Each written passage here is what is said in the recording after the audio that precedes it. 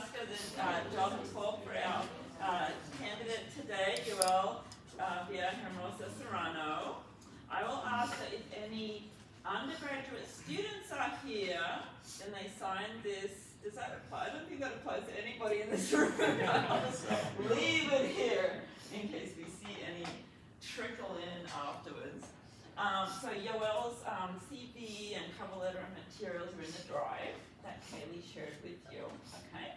And this morning I sent out a link to a feedback form, okay? So all those of you who are here and had any contact with Yoel over the course of the day, please fill in the feedback form, okay? It's very important.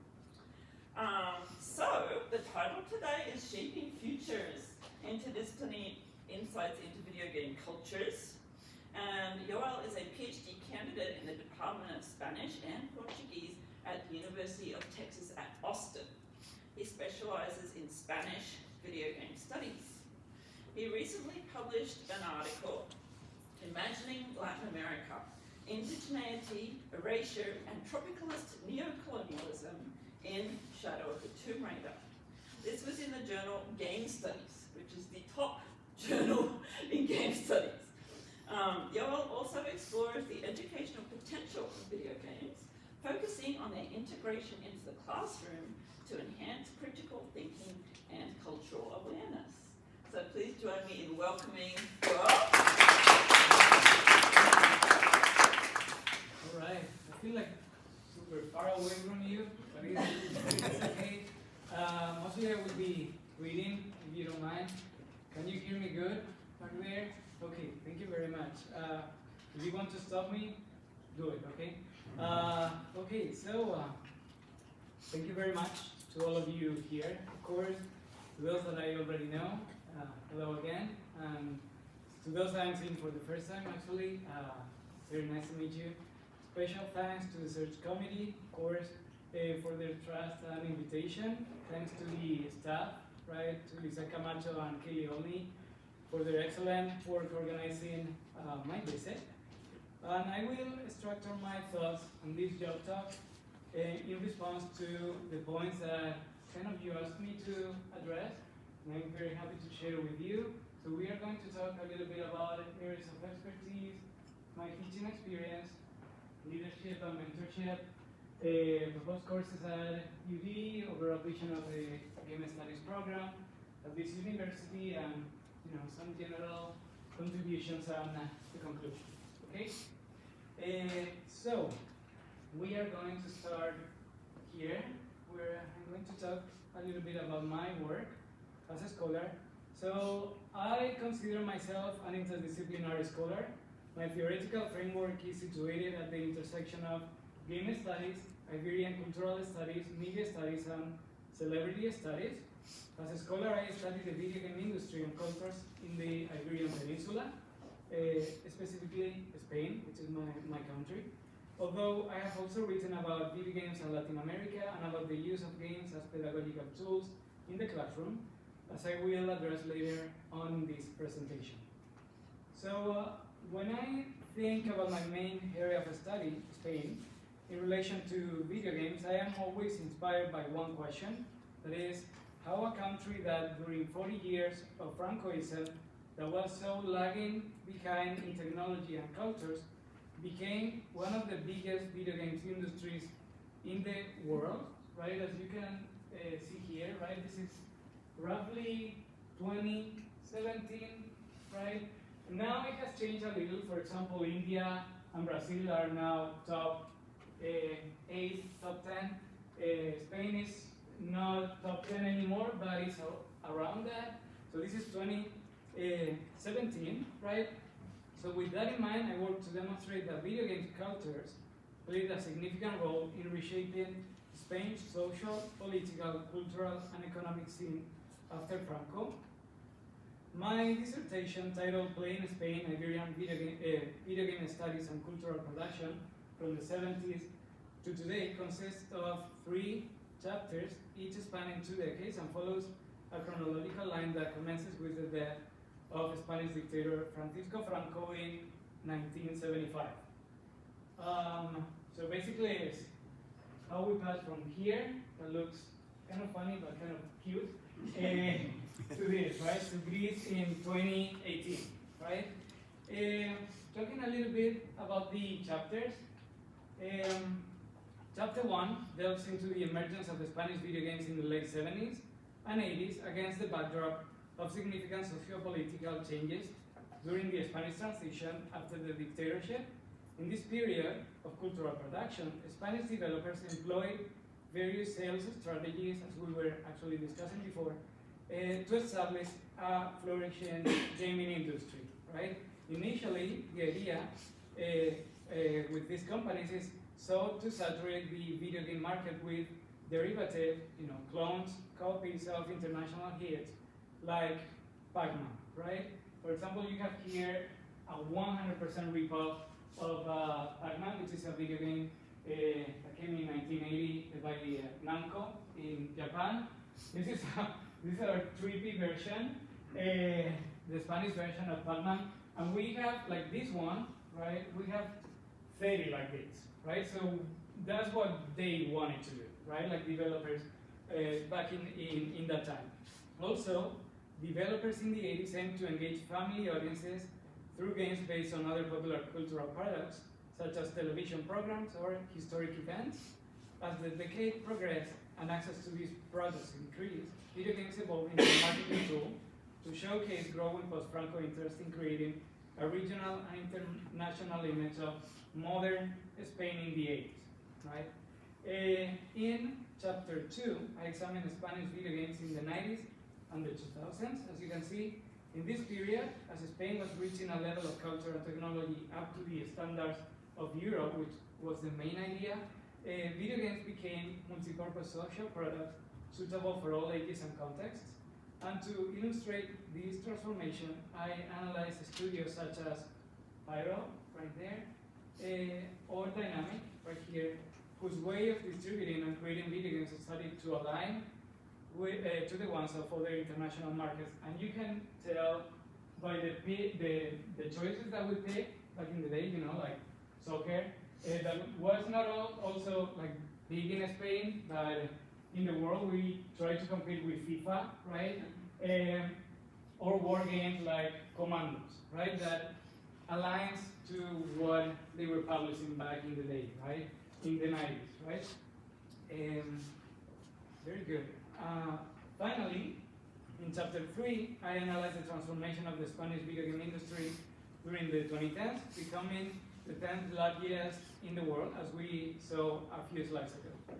The growth is attributed to video games solidifying their status as a part of popular culture, coupled with a surge in Spanish companies contributing to the industry. Games such as Rhyme, Grease, or Blasphemous, that is the one that you have there, illustrate the creative freedom attained by the Spanish gaming industries over the decades. Focusing on the 2020s, the second part of this chapter explores a new wave of marketing and advertising campaigns centered around the rise of video game streamers and content creators.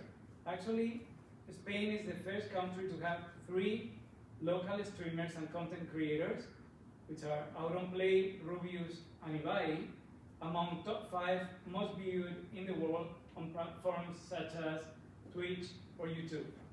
To explore Spain's current market control, I analyzed the profiles and careers of 3 Spanish gamebrities, a term that I coined, which refers to the union, of course, of gamers and celebrities. And these are the ones: Ibai, Cristinini, and Luis Toxity.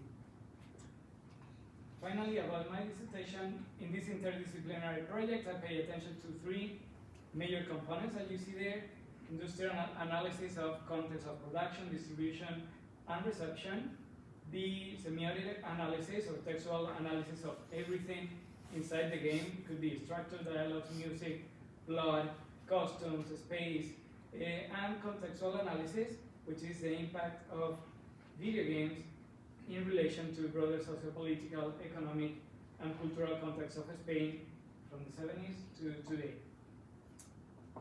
So, besides my dissertation, and this is more or less up your alley, I have also published this article right here that is called DLC and loot boxes, the not so new tools of the video game industry, but draws connection between 16th century literary production in Spain, specifically the Picar's novel, and current Spanish video game production, examining marketing and discourse strategies over time. So more or less I argue that what you have here, this is from Lazarillo de Tormes, like Picar's novel, that the idea of becoming somebody else through putting like a costume, like a disguise, right, is more or less actually what you have here, which is paying so your horse looks incredibly beautiful, incredibly good, so people could recognize that, could see that, and they're, oh, such a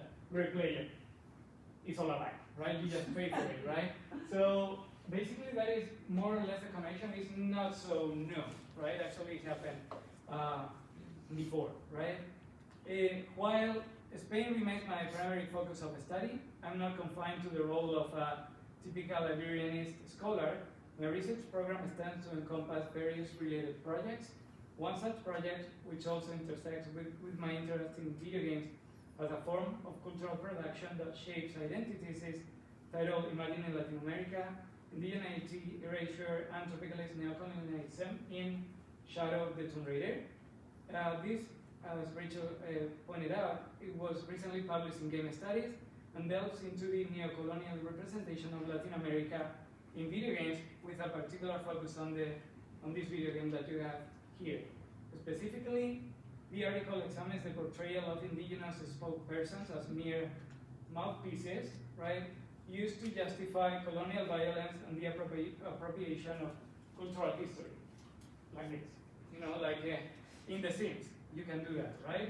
You can steal, and then you can exit it, like put your curio up there so everybody can see it, right? Additionally, it analyzes the depiction of white savior archetypes aimed at weaponizing the imagery of indigenous landscapes. These tropes not only perpetuate damaging stereotypes, but also oversimplify the diverse languages, cultures, and landscapes of Latin America, right? For example, everything on Latin America is reduced in video games to this, right? Or to this, which is how we portray indigenous people in the games. When we play these video games, normally they are the bad guys that perhaps, like in this case, become the good guy, but normally they are cannibals. Like this is the presentation of an indigenous person in video games today, right? While this study focuses on a single case, it serves as a representative example of a broader trend found in mainstream video games and series, including Tomb Raider, Uncharted, Just Cause, Max Payne, so on, so on, so on. My research program also aligns with the use of videoludic products in the classroom. Video games are increasingly becoming pedagogical instruments like never before. As I demonstrated in the article, The Queer Video Game in the Classroom, a Spanish pedagogical alternative to cis heteronormativity, and that is a hard word for me to say, published in the journal Hispania, right? Here I focus once again on Spain, where associations, developers, theorists, aware of the importance of this cultural medium among the younger audience, create video games like the ones that you have on the screen that promote education about sexual and gender plurality in learning institutions. This article highlights the importance of the connection between education and video games, such as it implies a change in traditional teaching methodology as is an indispensable part of future education, right? So that was a little bit my research. Now let's talk a little bit about my teaching experience, right?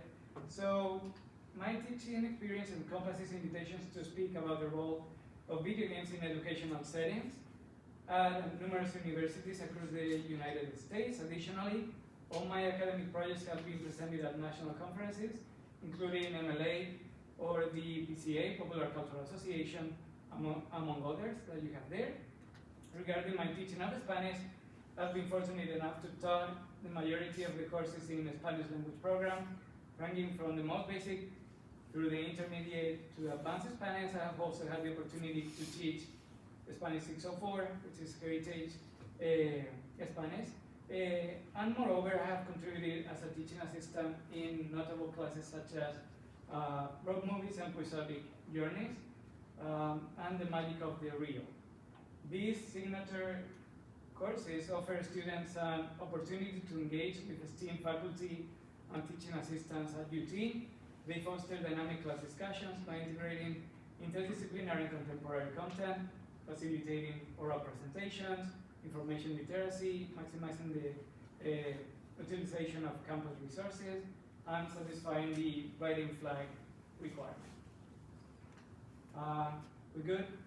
Yes? Okay, so now, just checking.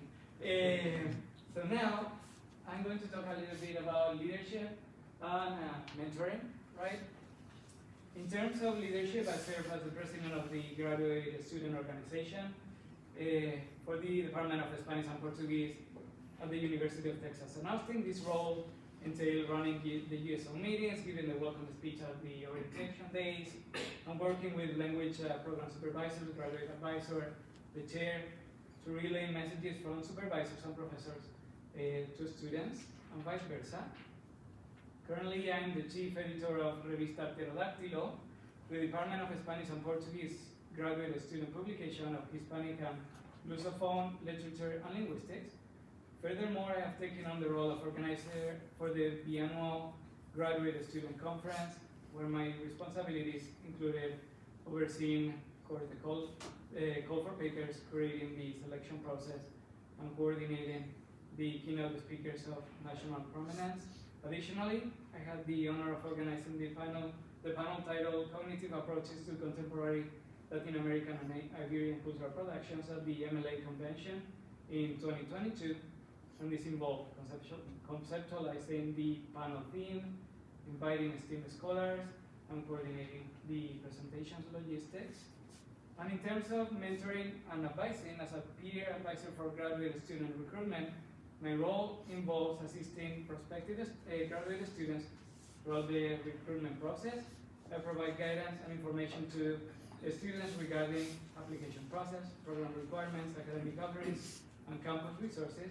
In addition to that, I have been a care committee representative, and my department, this role entails looking after the welfare of students by holding peer advising sessions, researching and distributing on and off campus well-being resources, organizing workshops, so basically working towards the inclusion of all the students in the department. Now, perhaps something that is more interesting, who knows? Courses at UD that I will be able to teach, and that I would like to develop. After talking about my research and teaching, I would like to center my attention on your institution. There are two courses currently taught at UD that I would love to have the opportunity to teach if I am allowed. The first one is Introduction to Game Studies, and the second one is Video Games and Latin American Cultures. Both fit quite well with my areas of knowledge and expertise, and they will complement thematically very well with two syllabi that I have prepared and that I would like to show you. The first one is Playing with Video Games, Game Theory and Creation, right? And it's very close to that Introduction to Game Studies. It is an upper division course that delves into the historical emergence of video games and arcade culture, with a particular emphasis on exploring the various cultural and academic debates surrounding game culture.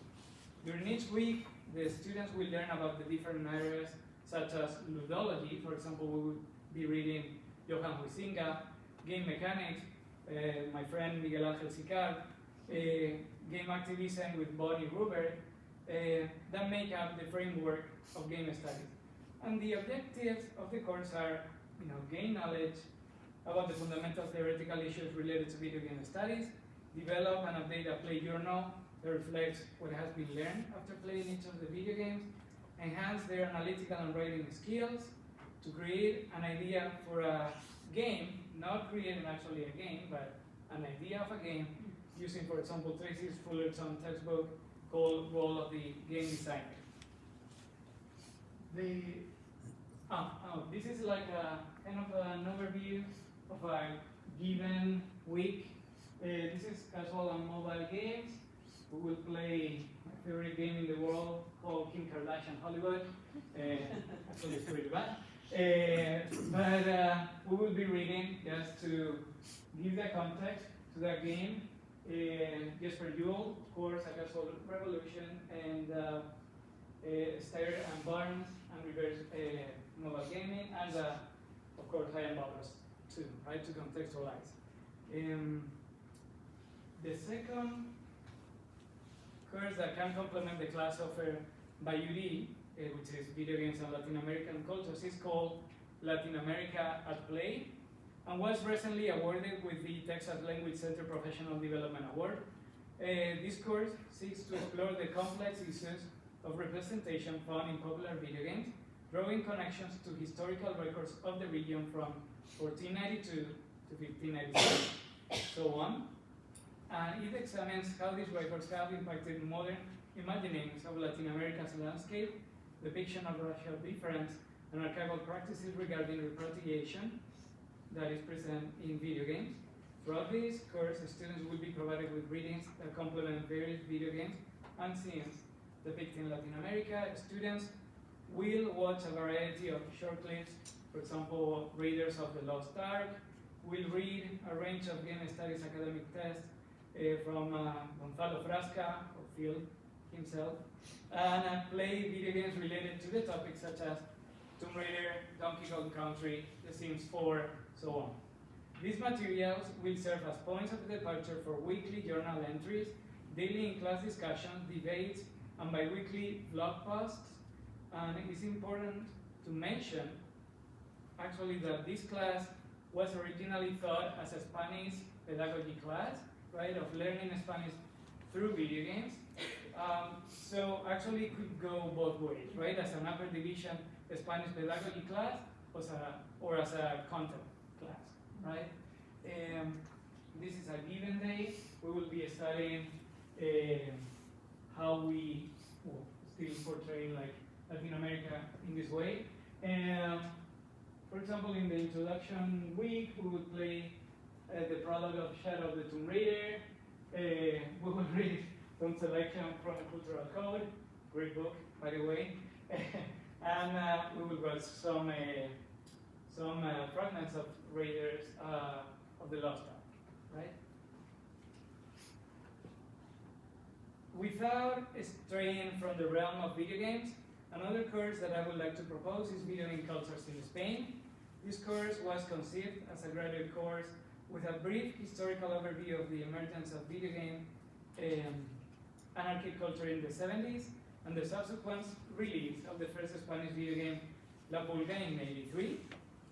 During this time, video games drew inspiration from and were influenced by other cultural mediums such as comics and television, laying the ground for the cultural boom of the 80s. The students will examine this cultural production and the impact of the Spanish video games over the decades, tracing how video games and video game culture have significantly influenced broader cultural and identity process in Spain. In this course, students will acquire writing and analytical tools from game studies while engaging with other theoretical frameworks such as Iberian cultural studies. We will be reading Samuel Amago, or Teresa Villaros, media studies with, of course, Henry Jenkins, or globalization studies with Arjuna Padurai. To conclude this section, I would like to propose a course that aligns more with cultural and media studies and Spanish, which is gender and sexuality criticism in the Spanish-speaking world. This course serves as an introduction to feminist and gender criticism, where students will analyze cultural products from the Spanish-speaking world. The theoretical framework ranges from foundational classics such as Women's Time by Julia Kristeva to more recent studies that question and problematize gender categories like Testo Yonki by Paul Preciado.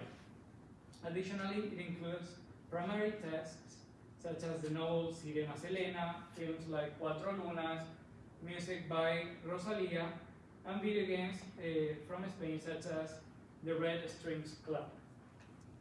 And this is a given week in that class, Gender in Popular Music. We will be reading, learning a little bit about music videos by Carol Bernales, also Mary Kate Donovan and Jorge Perez with Rosalia.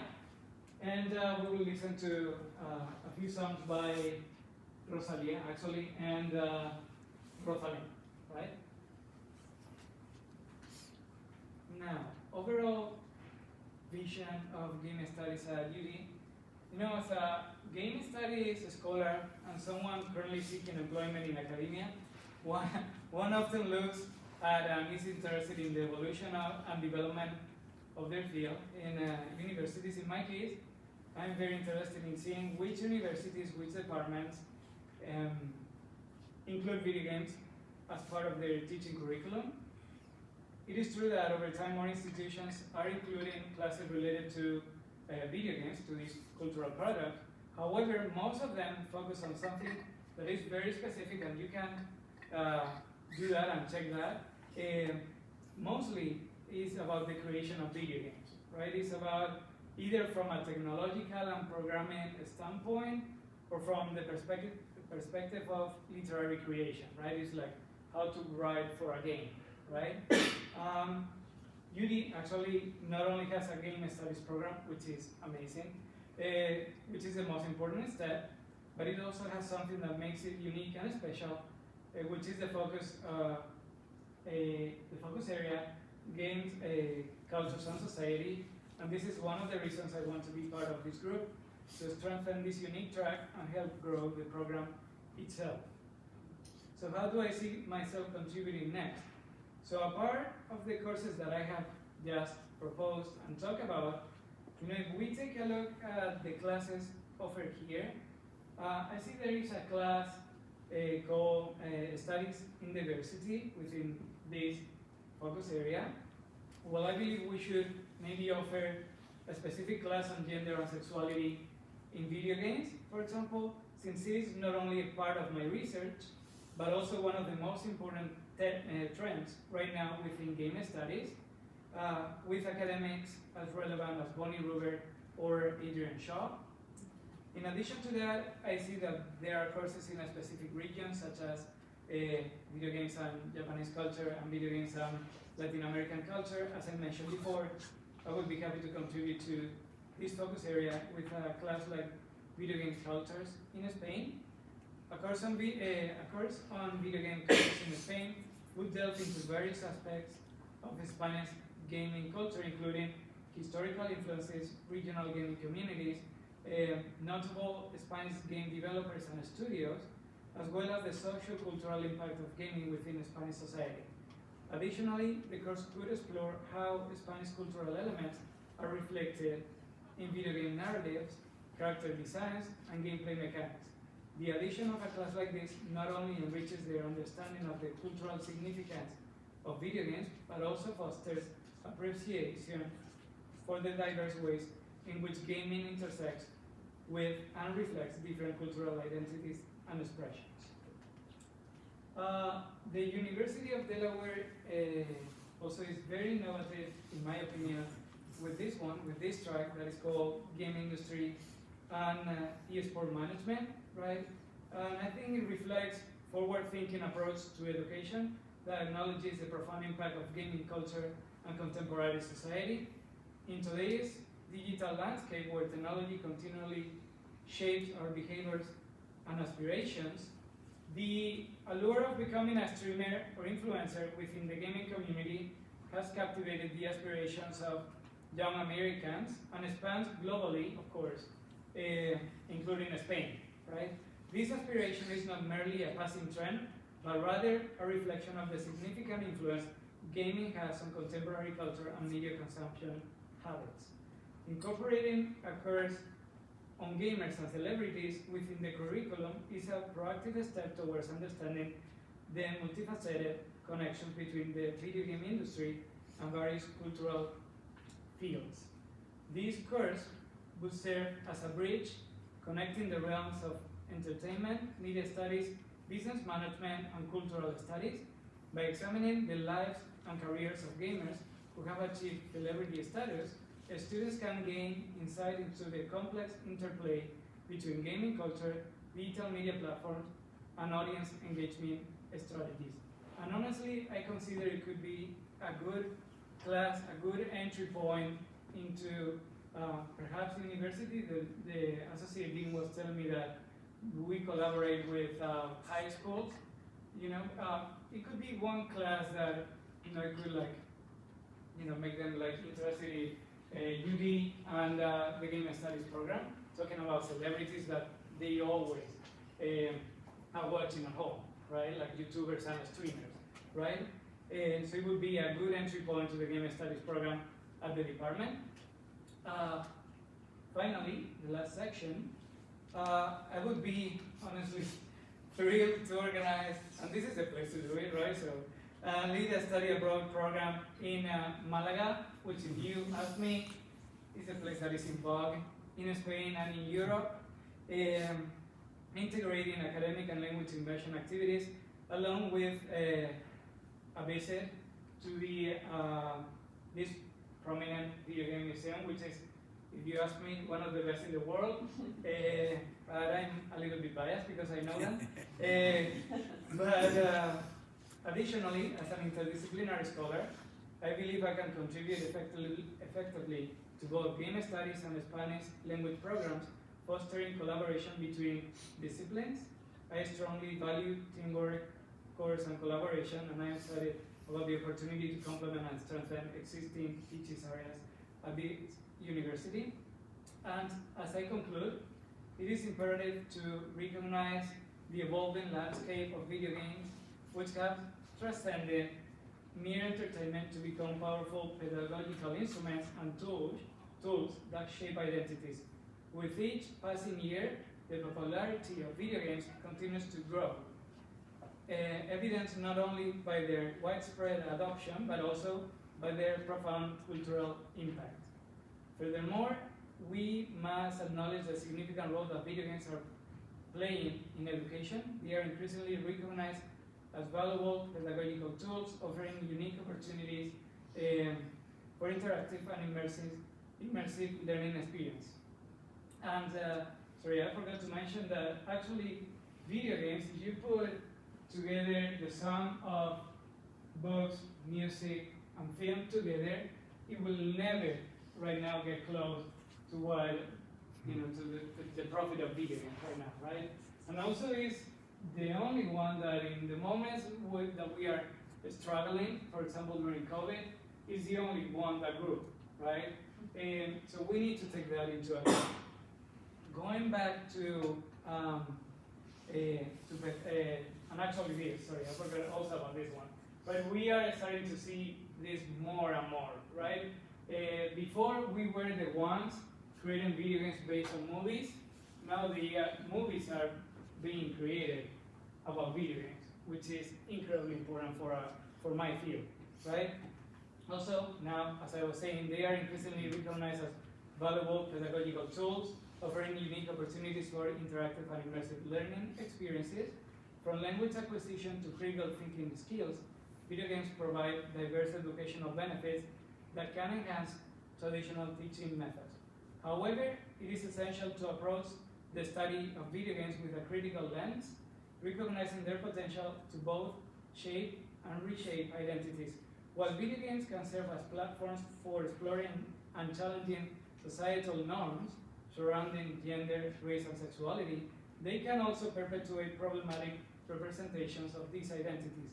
As educators and researchers, it is our responsibility to critically examine these representations and foster inclusive and diverse perspectives within the gaming industry and academia. My research and teaching endeavors aim to delve into these multifaceted roles of video games, and I am enthusiastic about sharing this passion with students and mates at UD. So actually, thank you very much for the opportunity to present my ideas, and I am eager to contribute to this beautiful academic and teaching community at UD. So thank you very much.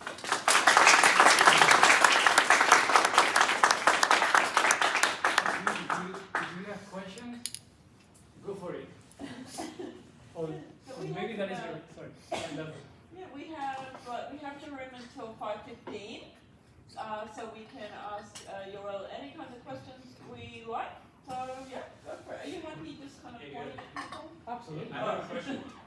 Those students, I would think, that graduate with this degree would go into marketing and related with game studies, right? Because they primarily focused on understanding how the market flows, and obviously there's a lot of investment in that. Would that be if you advertise this program, how do you advertise? Okay, what their jobs will be? Yeah, that is a great question. So I would advertise it as it is, right? Which is a very powerful tool that we need to more or less know how to use, right? And video game industry is very complex, and what I'm trying to say with that is that it's mostly about money, it's mostly about marketing, right?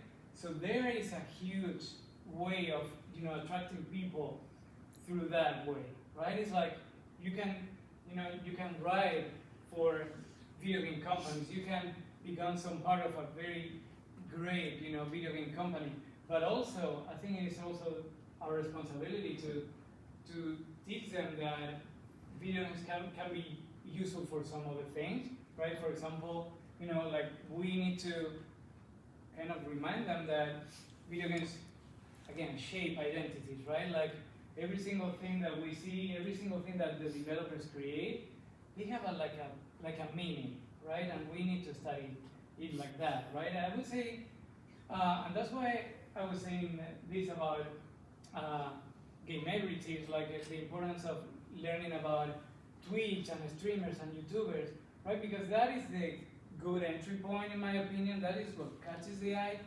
and then from then on, try to give them the ideas and the tools for them to understand that it's a little bit more than that, right? So that is my take on that. Good. Yeah. Thank you. Yeah. No, thank you. Just to follow up on Alex's question.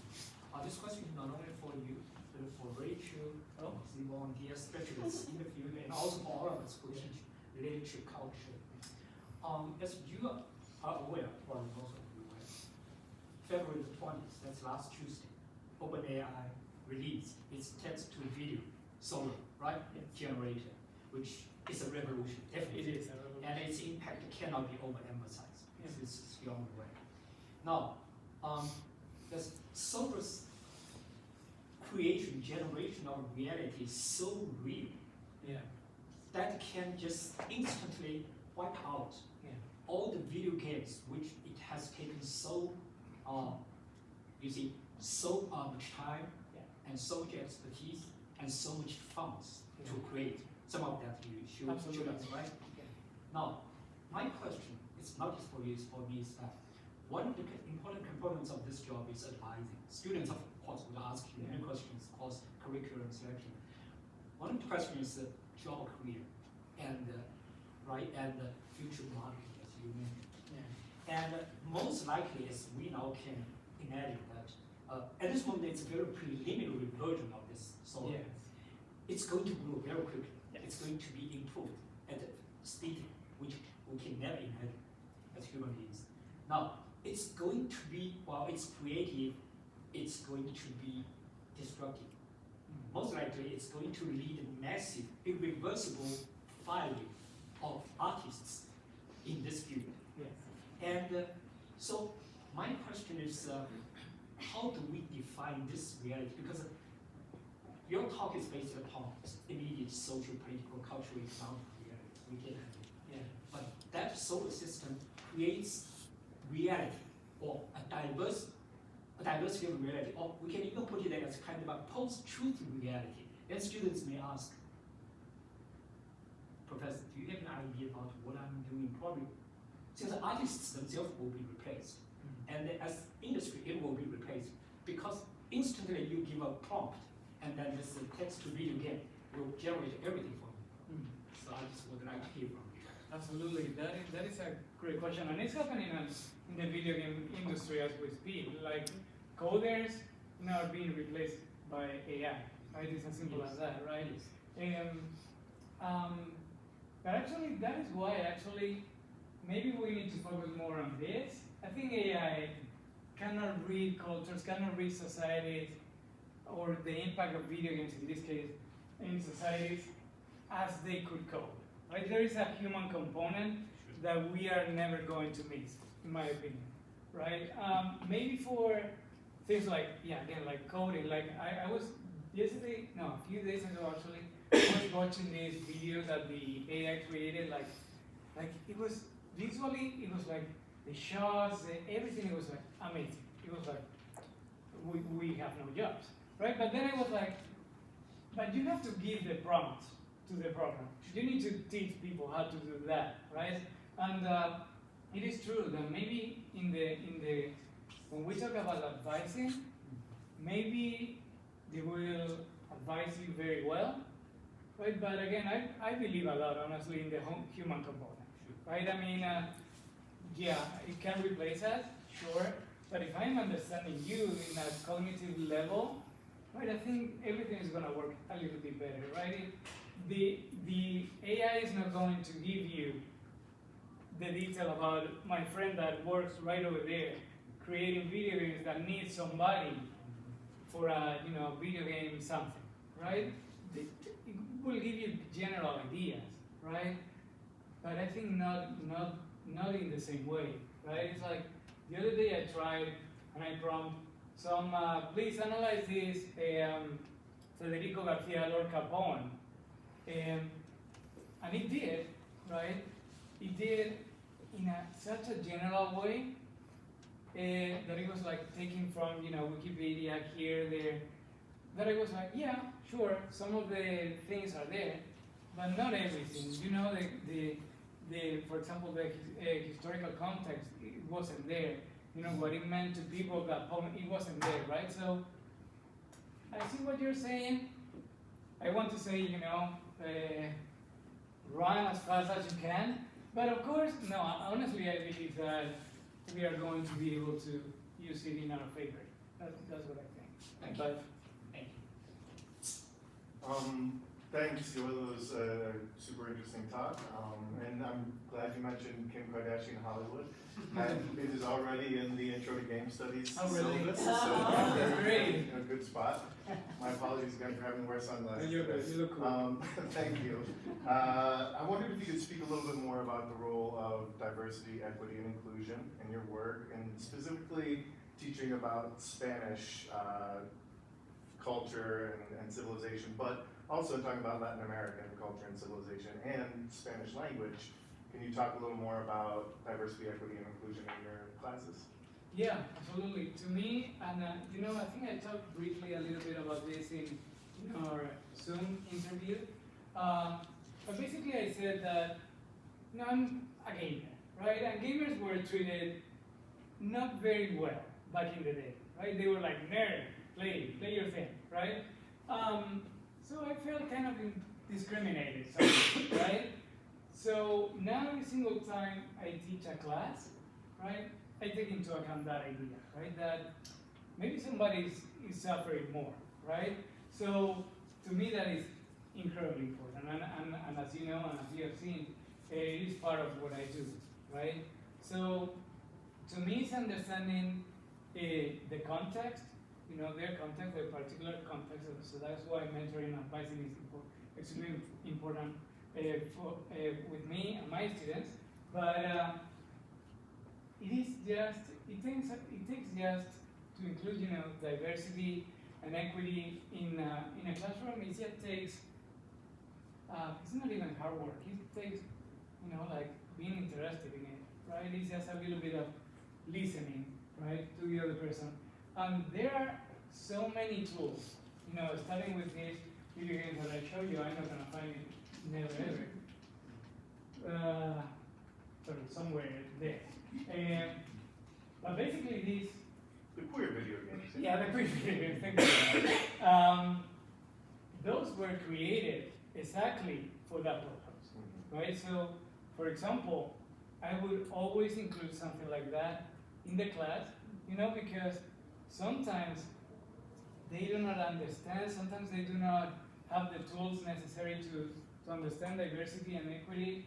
So that is more or less my job to do, right? And I implemented it as simple as because I have to, because it's what it is. To me, there's no like, how would you do it?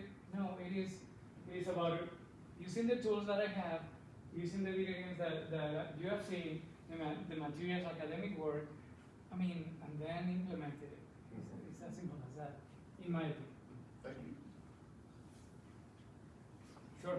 Was there another one over there? Yeah. Go ahead. So I'm interested in thinking about the Spanish game, or the game from Spain, Okay. as a cultural text from that place.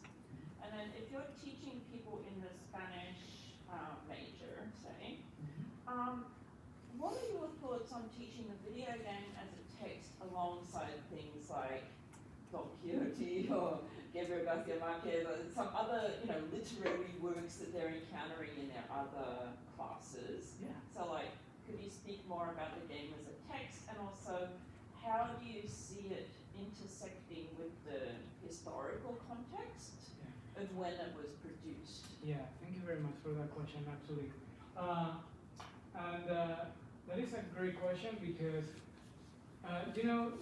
Lev Manovich, a very famous media scholar, and of course Henry Jenkins, they said that everything is kind of aligned, right? Like film is a video game, a book is also a video game, right? Everything is kind of interconnected, It's like convergent sculptures, right? So, of course, in a class about Spanish video games, video games developed in Spain, I cannot remember the name of the class, and I'm not gonna find it, of course. But talking about that, I think it would be incredibly useful if we are talking about the cultural context of Spain, right? You would need to not only focus on video games, but also on other media production. Why is that important? Because video games in Spain, the ones developed in Spain, they do not reflect exactly the needs and the society of the time, above all in the 80s, right? So you will need, for example, other cultural media, like for example a film or a comic, to understand the whole area, right? So it will happen. It will need to happen. If you want to understand the whole picture, you will need to take like sources from different areas, because I think that video games, for example, at the very beginning, they are a little bit tricky, right? Because they didn't really focus on things as literature was doing or as film was doing back in the day.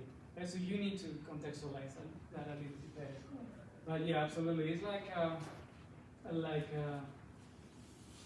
this, for example. You need a little bit of context of a music video to understand Rosalia, right? It's kind of a silly example, but it gives you the context, right? Mm-hmm. Mine's pretty simple, and maybe actually Phil might need to chime in here too. I'm just wondering what you guys are going to do now that the Kardashian game is closing down. Oh no, it's closing down? Just read about it this weekend. That's when I'm up to date on things. No, you are, actually. I mean, maybe they will come with the second part, of course. That is how One of the sisters? Oh, of course, or the mother, who knows, or the dog. Any other questions? So, if I may, I appreciate also what you said about, crossing over interdisciplinarily between your interest in game studies and Spanish. And I wonder if you have any experience bringing games into the Spanish language classroom, analog games or digital games, and if you could speak a little bit to that experience. Yeah, absolutely. Thank you very much for asking. I would love to show you an image, but I'm trying, and I know it's not going to happen. Oh, eventually I'll get there, I promise. Right, so for this one, I had the opportunity to teach a class on Francoism, right? On the consequences of Francoism. you know, after 1975 in Spain, you know, after a lot of pain, right, we kind of decided that let's not speak about it, okay? Let's do something else. That never happened, right? And you can see that a lot. For example, are you aware of La Movida Madrileña? Yeah, so La Movida is all about that. It's all about forgetting everything that happened, right? And let's go like crazy, right? So we would not speak never ever about that until recently, and with video games, even more recent, right? And this is an example that I give my students that talks a little bit about that, you know, about the context that we need about francoism, right? So it wasn't a class on video games, right? It was a class on la historia de España, Spanish history, and I used Greece to talk about that, as I used the Red Strings Club to talk about queer identities in a class that doesn't have to be necessarily about video games, right? So to me, it's like part of my life, right? So that's what I use. And in very low-level language classes, do you ever use video games, introductory Spanish or anything like that? It's okay if not. I just wonder if you ever use these things for language teaching. Yeah, it is. You know, and you remember that I was talking to you about that class that I created that is Latin America Play, Latin America en Juego se llama. And that was thought as a class where you could learn Spanish through video games, actually. And it's very, I have to say, it is very demanding because you need to really find the perfect clips, the perfect examples that could explain these grammatical terms, right? So it's very hard, but I've done it, and it could use more work. Really, I mean, but it can be done. You know, it's very hard because it's not as take a song, for example. You can search songs with past tense in Spanish, you know, at a very low level. And then you have 3 examples. You play them, done. But finding in a video game examples of that is gonna be everything together, all the tenses together. So it's a little bit challenging. But I know it can be done. You know, and I believe that, for example, these video games, okay, for example, this video game, Social People, it teaches you about diversity and equity and queer identities through a very, very simple message. There are like only 4 pieces of text, maybe 5, very easy vocabulary. So I know that there are some video games and some tools that are as simple as that. You know, the matter is, of course, to find them, right? But it can be done, and it is something, honestly, that I would love to do. And I would love to do. And yeah. That's great. This is a great place to work, I think. Yeah, no, Good to hear. that's up to you. Any other questions? No? Okay. I really love the video game museum in Malaga Oh, yes. that you showed us. Yeah. Right? If you're taking a study abroad group to Malaga for like, I don't know, say it's 5 weeks, Yeah. what are some of the other activities or things that you might do with the students, like some writing prompts or something that you would use on your study abroad trip? Yeah, I would say that it would have, of course, like a major language immersion component, Yeah. right? So that is, of course, part of the attractive. In Malaga, you have, for example, so many museums that do not have to do anything with video games, right? So there are like a lot of activities that you can develop there. You know, it wouldn't be exactly, you know, about, you know, let's learn about video games in Spain, right? It would come as a part of a language program that could include something of video games there. You know, it's like more or less the study abroad that you create, but with a video game component. Thank you for asking. Any other questions? No? If there's no other questions, then we might let Yoel have a rest. He's had a very busy day, so